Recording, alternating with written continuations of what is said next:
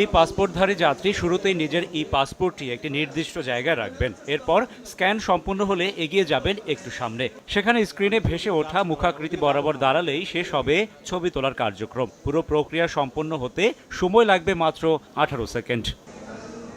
গত 7 জুন হজরত শাহজালাল আন্তর্জাতিক বিমানবন্দরে চালু হওয়া ই গেট প্রক্রিয়ায় এরই মধ্যে সেবা নিয়েছেন প্রায় 10,000 যাত্রী। বহির্গমন ও আগমনী ফটকে 12টি করে মোট 24টি গেট চালু রয়েছে। ওই যে পাসপোর্ট আমি দিয়েছি এইভাবে দেওয়ার পরে 1 মিনিটের মধ্যে কাজ হয়ে গেছে, আমার চেক করা হয়ে গেছে।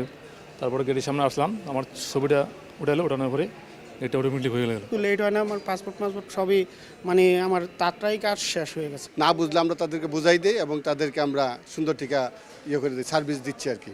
ই গেট দেশের ইমিগ্রেশন ব্যবস্থাকে সহজতর, যাত্রী বান্ধব করার পাশাপাশি আরও নিরাপদ ও নির্ভরযোগ্য করেছে বলে জানান ই পাসপোর্ট ও স্বয়ংক্রিয় বর্ডার নিয়ন্ত্রণ ব্যবস্থাপনা প্রকল্পের পরিচালক মোহাম্মদ সাদাত হোসেন। এখানে ইন্টারপলের সিস্টেমগুলি, ইন্টারফেসগুলি ইন্টিগ্রেট করা যায়।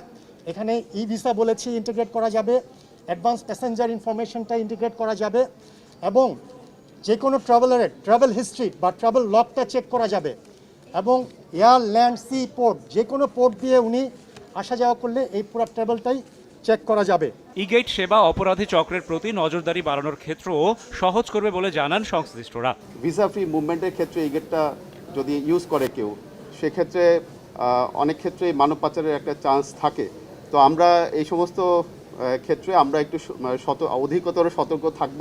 নতুন ভিসা এবং টিকেটের ইনফরমেশন তো আমার পাসপোর্টে নেই, সুতরাং passport verification, authentication, stop list আছে কিনা, আমি যাত্রী হিসেবে বার্ড কিনা, এই সমস্ত অথেন্টিকেশন ভেরিফিকেশনের পরে ইমিগ্রেশন কর্মকর্তার সামনে সকল ইনফরমেশন ডিসপ্লে হওয়ার পরে শুধুমাত্র আমার ভিসা এবং ফাইনাল ডেস্টিনেশন।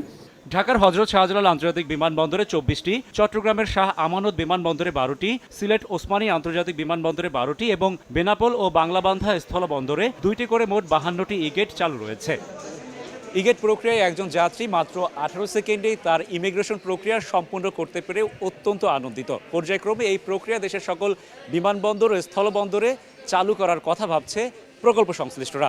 রাশেদ বাপ্পি, সময় সংবাদ, ঢাকা।